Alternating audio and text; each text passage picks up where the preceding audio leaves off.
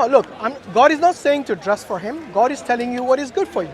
What is good for you and for your family and for the environment and everything. You know? Look, Yeah. God is also, thing is, by the God way, tells me it's good for me to yeah, know my God has sin. also told the men to lower the gaze. And it's to lower the gaze, not to look at something which is harmful or something which harms you, spiritually. And God has also told the women to lower the gaze. In both cases, it's an equal responsibility. Yes? And there are things that God has told men, like for example, the financial responsibility in Islam is always of the man, never of the women. Even if the woman is earning more than the man, then it is still his responsibility. Yes? And by the way, it doesn't mean that the wife, if she wants to help out in the family, she can't, she has to. But for her it's voluntary, for the man it's mandatory.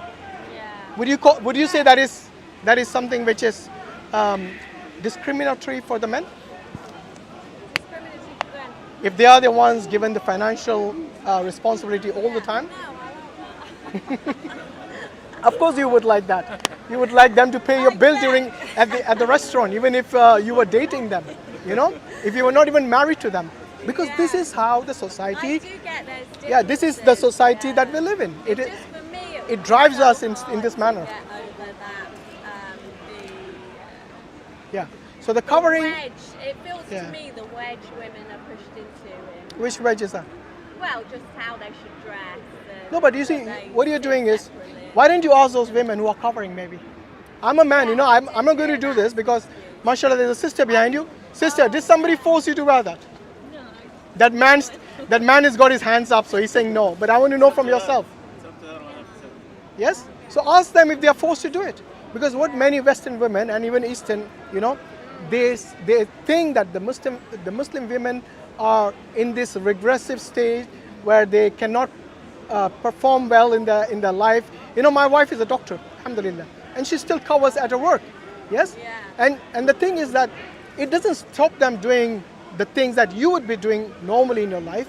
I mean, obviously there are things like partying in the clubs and all that. Even the men are told not to do that, not only women. Right.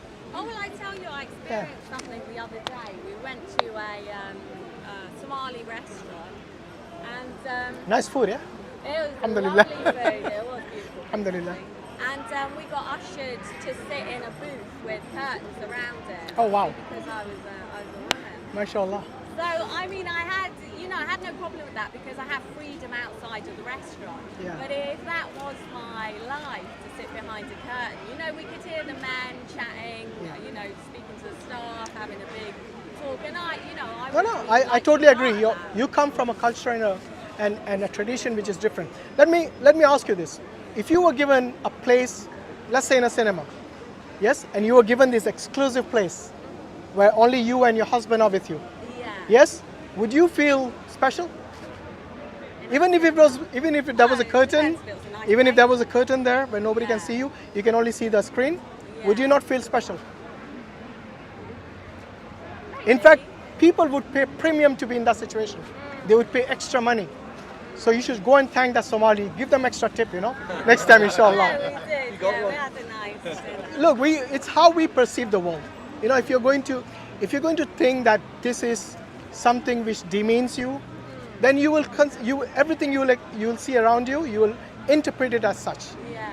Just put a positive spin on certain things, and you'll get, saw it as, inshallah. flicking my wings. Yeah, of The course. evening could have been much richer. Basically, the more people you speak to, I think, life is richer. Yeah. Look, nobody stops you speaking, even if you're in a hijab. Yeah. But unnecessary flirtation is what Islam doesn't prohibit. It is something that Islam prohibits. Yeah. So this is what we are saying. It is, look, end of the day, when your husband or your wife, when they're alone at home, yes, and you're away from them, either at work or somewhere else, yes, you wouldn't expect them to bring some stranger to your home and get busy with them. You wouldn't want that, because that shows that you respect her even when she's alone, or when you will respect him when he's alone at home. And this is what Islam is telling us, to respect each other. You're not a competition. You help out each other. So what Islam does by telling the women to cover and for the men to lower the gaze is that this evil that we find in the society, It is something that can get us quite easily. Yes, today our youngsters have been exposed to videos and pictures, even though they might be doing it behind our backs. It's so easy to do that through the internet, you know. Pornography has become like mainstream today, and there's no laws against this. Nobody stops anyone anymore. Yes, it's become so common that people even stop talking about it as being something evil. Whereas back in the days, you know, when our parents and grandparents were around, they would go to lengths to stop such things. Yes, they would question who is your boyfriend. Why would they do that? They were still non-Muslims.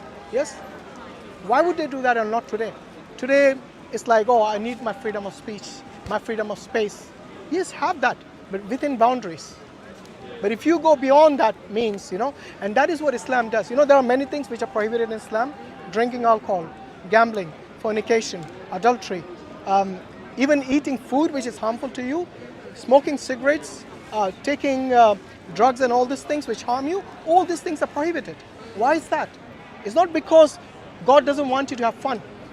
He wants you to have fun, but not at the expense of your body, which we believe is a gift from God. You know, God has given you this gift. So use it and not misuse it. Do not abuse it. Well, thank you. We better go. But Yeah, no problem. So inshallah, read that Quran that you guys have. Maybe. And you got any Qurans on Islam? Sorry, any questions on Islam? Please come and ask. But it's a pleasure talking to you. Take care, guys. Jazakallah khairan. Assalamu alaikum wa rahmatullahi wa barakatuh.